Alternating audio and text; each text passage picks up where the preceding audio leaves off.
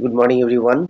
আজকে আমরা চলে আসলাম ক্লাস 10-এর লেসন 1 ইউনিট 2 পর্যন্ত পড়া হয়েছিল ফাদার সেলফের। আজকে আমরা পড়বো ইউনিট 3। চলো স্টার্ট করা যাক। As he entered the school gate, যখন এবার সে প্রবেশ করলো স্কুল গেটের মধ্যে দিয়ে, an idea occur to him.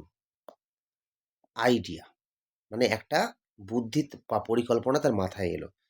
He would deliver, কি বুদ্ধিটা? He would deliver the letter to the headmaster at the end of the day. সে সারা দিনমান ক্লাস করার পরে দিনের শেষে গিয়ে সে হেডমাস্টারকে চিঠিটা দেবে। এরও পিছনে কারণ রয়েছে। কারণ দেয়ার ওয়াজ এ চান্স, সেখানে একটা সুযোগ তৈরি হবে যে Samuel might do something, Samuel কিছু একটা করতে পারবে during the course of the day, সারাদিনমান জুড়ে, টু জাস্টিফাই দ্য লেটার, যাতে লেটারে যে সমস্ত অভিযোগগুলো তার এগেনস্টে করা হয়েছে তার সে সঠিক বর্ণনাটা দিতে পারে। স্বামী stood at the entrance to his class. স্বামী এবার দাঁড়িয়ে পড়লো প্রবেশ পথে তার ক্লাসের। ঢুকবে ঢুকবে করছে, ভয়ে আছে, কি হয় কি হয়। Samuel was teaching arithmetic. Samuel কি করছিলেন? অ্যারিথমেটিক পড়াচ্ছিলেন, খুব ইম্পর্টেন্ট। তাহলে যদি বলা হয় যে স্যামুয়েল কোন সাবজেক্টের টিচার ছিলেন, তাহলে অ্যান্সার কি হয়ে যাবে? অ্যান্সার হয়ে যাবে সরি অ্যান্সার হয়ে যাবে ইংলিশ। সরি, ইংলিশ কেন, অ্যান্সার হয়ে যাবে ম্যাথ, ম্যাথমেটিক্স। আচ্ছা, হি লুকড অ্যাট স্বামী, সে স্বামীর দিকে তাকালো। ও তো ঢুকবে, ক্লাসের মধ্যে ঢোকার পথে দাঁড়িয়ে রয়েছে। Swami hoped Samuel would scold him severely. এখানে দুটো ওয়ার্ড আছে, একটা হচ্ছে স্কোল্ড আর একটা হচ্ছে সিভিয়ারলি। স্কোল্ড মানে আমরা যদি বলি, স্কোল্ড মানে হচ্ছে বকাবকি করা, অর্থাৎ বকা দেওয়া। আর সিভিয়ারলি মানে খুব, সো মাচ, প্রচণ্ড। তাহলে স্বামী ভাবলো স্যামুয়েল তাকে প্রচণ্ডভাবে বকাবকি করবে। You are half an hour late, Samuel said. তুমি আধ ঘন্টা দেরি করে ফেলেছ, স্যামুয়েল বলল। I have a headache sir, আমার মাথা ব্যথা ছিল স্যার, স্বামী সেড, স্বামী বলল। Then why did you come at all, তাহলে তুমি আসলেই বা কেন? This was an unexpected question from Samuel. এটা সে আশা করতে পারেনি, প্রত্যাশা করতে পারেনি যে এরকম একটা কোয়েশ্চেন স্যামুয়েল করে ফেলবে। স্বামী said, my father said I shouldn't miss school sir. স্বামী বলল, আমার বাবা বলেছে যে আমার স্কুলটা মিস করা উচিত নয় স্যার। স্যামুয়েল লুকড ইমপ্রেসড, স্যামুয়েলকে দেখে মনে হলো যথেষ্ট ইমপ্রেসড হয়েছে। Your father is quite right, হ্যাঁ তোমার বাবা কিছুটা হলে ঠিকই আছেন। We want more parents like him, আমাদের এরকমই আরও অভিভাবক দরকার তোমার বাবার মতো। ও ইউ পুয়ার ম্যান, ওহ তুমি বেচারা মানুষ, মনে মনে বলছে স্বামী, থট চিন্তা করলো। You don't know what my father has done to you, তুমি জানোই না বা আপনি জানেনই না যে আমার বাবা আপনার জন্য কি সব করে বসেছে, মানে আপনার এগেনস্টে। অল রাইট, আচ্ছা ঠিক আছে, গো টু ইউর সিট, যাও তোমার সিটে গিয়ে বসো। স্বামী স্যাট ডাউন, স্বামী গিয়ে সিটে বসে পড়লো। ফিলিং স্যাড, মনে মনে দুঃখ হচ্ছে। কেন দুঃখ হচ্ছে? স্যামুয়েলের প্রতি।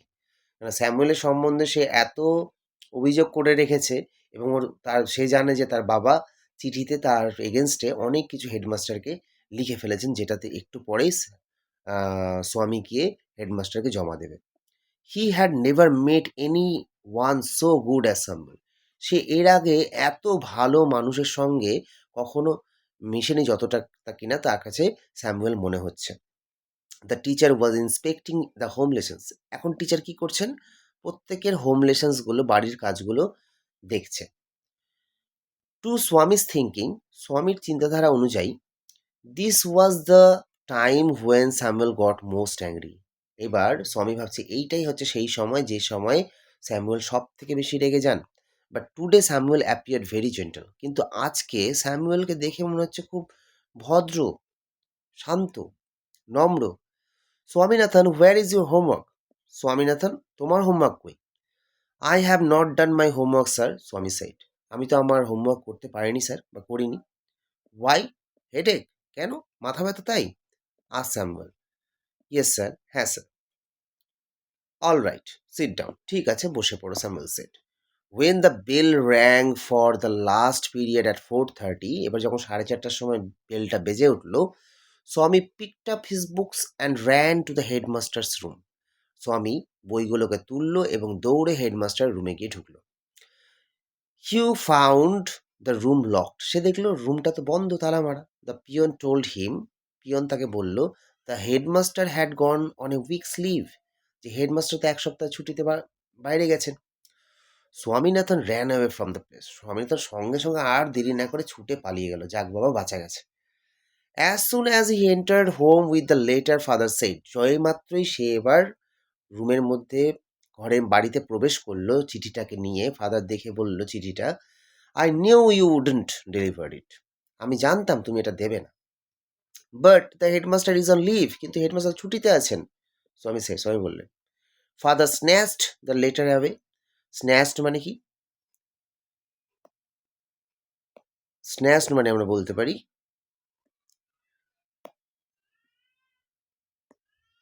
যে ছিনিয়ে নেওয়া, অর্থাৎ তার কাছ থেকে কেড়ে নিল, কেড়ে নিয়ে স্বামীর কাছ থেকে, অ্যান্ড টোরিটা, টিয়ার থেকে টোর হয়েছে, টোর মানে ছিঁড়ে ফেলা, তাহলে টোর মানে হচ্ছে ছিঁড়ে ফেলা। আচ্ছা, don't ever come to me for help if Samuel scolds you again, এরপরে কিন্তু আমার কাছে সাহায্যের জন্য এসো না যদি এরপর থেকে স্যামুয়েল তোমাকে কোনো বকাবকি করে। ইউ ডিজার্ভ ইউর স্যামুয়েল, তুমি অবশ্যই ডিজার্ভ করো তোমার স্যামুয়েলকে, হি সাইড। এই বলে আমাদের গল্পটা এখানেই শেষ হলো। খুব সুন্দর একটা গল্প ছিল। আমরা দেখলাম একটা বাচ্চা ছেলে স্বামীনাথন কী করে স্কুলে না যাওয়ার বাহানা করলো, এবং তার বাবা কত সুন্দর করে তাকে একটা জীবনের শিক্ষা দিল, যে তুমি যদি এরপর থেকে করো কোনো টিচারের এগেনস্টে, ওর বাবা তো সবই আশা করি বুঝতে পারছিল যে স্বামীনাথন মিথ্যে কথা বলছে, অ্যাকচুয়ালি চিঠিতে কিছুই ছিল না, চিঠিটা ব্ল্যাঙ্ক ছিল, ওটা স্বামীনাথনকে জাস্ট ভয় পাওয়ানোর জন্য।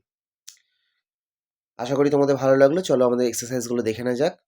চুজ দ্য কারেক্ট অল্টারনেটিভ, কি বলেছে? হোয়েন স্বামী enter the class Samuel was teaching, একটু আগে দেখলাম আমরা স্যামুয়েল কি পড়াচ্ছিল, অ্যারিথমেটিক পড়াচ্ছিল। Swami was late to school by, স্বামী লেট হয়েছিল কতক্ষণের জন্য? হাফ অ্যান আওয়ার, আধ ঘন্টার জন্য লেট হয়েছিল।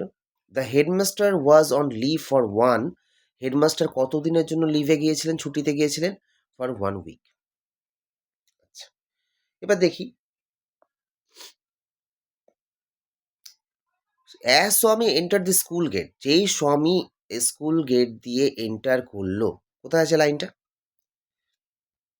দেখে নিই।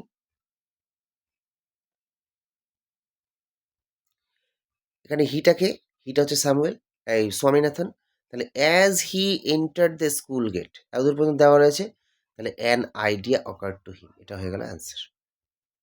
চলো পরেরটা দেখে নিই কি বলছে। স্বামী স্টুড অ্যাট, স্বামী দাঁড়িয়ে রইল, কোথায় দাঁড়ালো? স্বামী স্টুড অ্যাট, স্বামী স্টুড অ্যাট এটা দেওয়া আছে the entrance to his class, এটা হয়ে গেল উত্তর। একদমই সহজ, আমরা লাইন বাই লাইন খুঁজে পেয়ে যাচ্ছি। আচ্ছা, father snatch the letter away from স্বামী অ্যান্ড, লাস্টের দিকে রয়েছে, স্ন্যাচ করলো, father snatch the letter away from স্বামী অ্যান্ড টুরিটা, এটা হয়ে গেল উত্তর, টুরিটা। তাহলে আমাদের ফিল ইন দ্য ব্ল্যাঙ্কসও হয়ে গেল। এবার দেখি fill in the chart, cause and effect. দেখো, কজ মানে হচ্ছে কারণ, আর এফেক্ট মানে হচ্ছে ফল। এগুলো আমরা কিভাবে করব? যেহেতু কজ চেয়েছে তার মানে আমাকে এটা পড়তে হবে, এটা পড়ে নেব প্রথমে। স্বামী did not do his homework, স্বামী তার হোমওয়ার্কটা করেছিল না। এবার মনে মনে যে এটা বের করব আমি, তাহলে মনে মনে বলো, স্বামী তার হোমওয়ার্কটা করেছিল না কারণ, কারণ কেন?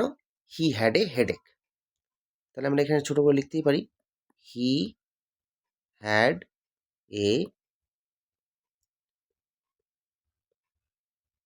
হেডেক, বোঝা যাচ্ছে লেখাটা?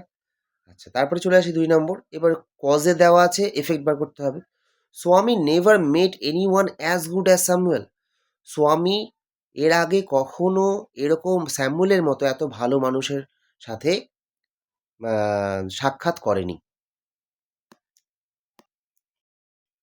তাহলে এর যে এটা হচ্ছে কারণ, তাহলে এর ফলটা বার করতে হবে। তাহলে প্রথমে এটা যদি পড়ি, স্বামী কখনোই এর আগে স্যাম্বুলের মতো ভালো মানুষের সঙ্গে সাক্ষাৎ করেনি। এর ফলে কি হলো? এর ফলে স্বামী কি করলো দেখে নিই একবার লাইনটা। দেখো, he had he had never mate anyone as good as Samuel. এর ফলে স্বামী ফিলিং স্যাড, এই কারণে ও স্যাড ফিল করছিল। তার মানে এটাই উত্তর হয়ে যাবে। তাহলে আমরা যদি লিখি, তাহলে উত্তর হবে হি ফেল্ট স্যাড। পরেরটা দেখি, আবার এফেক্ট দিয়েছে, Swami could not deliver the letter. Swami deliver লেটারটাকে দিতে পেরেছিল না। কারণ, কি কারণে দিতে পারেনি? Because the headmaster was on a leave for a week. এটাই উত্তর হবে। তো লাইনটা কোথায় আছে যদি ওখান থেকে তুলে দেওয়া যায়, হেডমাস্টার ইজ অন লিভ। আচ্ছা, এই যে পাওয়া গেছে। তাহলে because the peon told him the headmaster had gone on a week's leave. এটা পুরোটা অ্যান্সার আমরা লিখে দেবো। তাহলে আমাদের টেক্সচুয়াল পার্টটাও কমপ্লিট হয়ে গেল এইভাবে।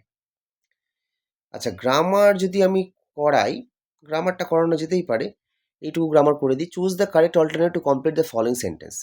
রিনা took the bus to school every day. যখনই কোনো সেন্টেন্সে আমরা এভরিডে বা ডেলি বা রেগুলারলি এরকম কোনো ওয়ার্ড পেয়ে যাব, তার মানে ওটা অবশ্যই কিসে হবে? ওটা হবে simple present tense. Simple present tense. আর সিম্পল প্রেজেন্ট টেন্সে যদি আমরা বলি যে সেন্টেন্স স্ট্রাকচার কী হয়, সাবজেক্ট, ভার্ব, অবজেক্ট, এখানে কিন্তু এস বা ইএস যোগ হতে পারে। ক্লিয়ার?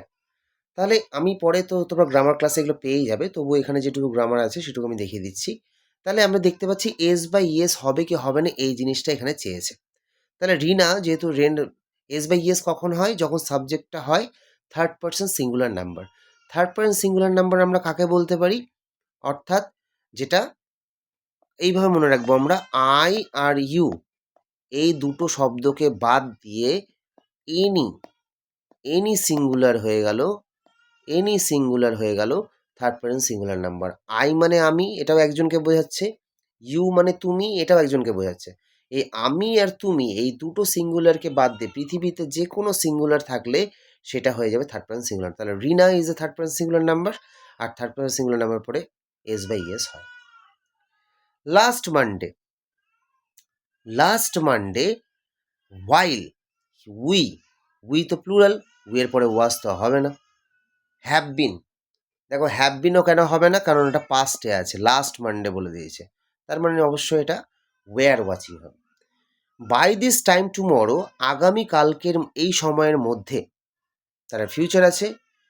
এবার দেখি, by this tomorrow they will have left, they will have leave, they will had left. দেখো উইলটা হচ্ছে মোডাল, মোডালের পরে সবসময় মেন ভার্ব বসে, সুতরাং হ্যাড তো মেন ভার্ব না, যদি হ্যাভ থাকতো তাহলে ভাবতাম।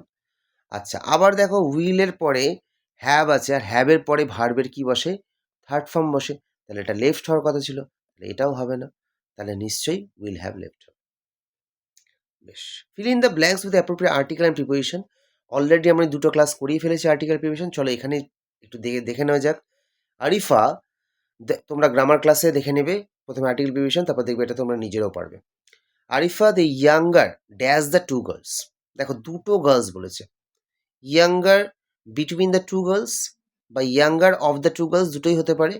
তাহলে এখানে আমরা অফ বা বিটুইন, যদি থ্রি গার্লস থাকো তাহলে এমন করতাম, অফও হয়। The younger of the two girls বা younger between the two girls has cracked IIT. While dash older one, এবার দুজনের মধ্যে যে ওল্ডার আছে, তাহলে পার্টিকুলারলি ওই ওল্ডারটা যে দুজনের মধ্যে আছে পার্টিকুলার সেন্সে, ওই জন্য এখানে দা বসলো। While the older one is engineer ভাবেল, তাহলে an engineer dash multinational company, একটা মাল্টি ন্যাশনাল কোম্পানিতে, মানে কোম্পানির মধ্যে, in a multinational company. এই হয়ে গেল আমাদের চ্যাপ্টার ক্লোজ। আশা করি তোমাদের পুরো চ্যাপ্টারটা ভালো করে বোঝাতে পেরেছি। তোমরা ২-১ বার ভিডিওটা দেখে নেবে, তাহলে আশা করি সমস্ত কনসেপ্ট ক্লিয়ার হয়ে যাবে। সুতরাং টেক্সচুয়াল এই কোয়েশ্চেন অ্যান্সার নিয়ে আর তোমাদের সমস্যা থাকছে না। এরপর আমি যখন তোমাদের টোটাল ইয়েটা শেষ হয়ে যাবে, টেক্সচুয়াল পার্টটা শেষ গোটা বইটা শেষ হয়ে যাবে, তখন আমি চ্যাপ্টার ওয়াইজ এক্সট্রা কোয়েশ্চেন্সও করিয়ে দেওয়ার চেষ্টা করব। চলো তাহলে খুব ভালো করে পড়াশোনা করো। দেখা হচ্ছে নেক্সট ভিডিওতে। আর আম ভুলে যেও না সাবস্ক্রাইব করতে। সাবস্ক্রাইব করে নিও, শেয়ার করে দিও যাতে তোমার বন্ধু-বান্ধবের কাছে এগুলো পৌঁছে যেতে পারে।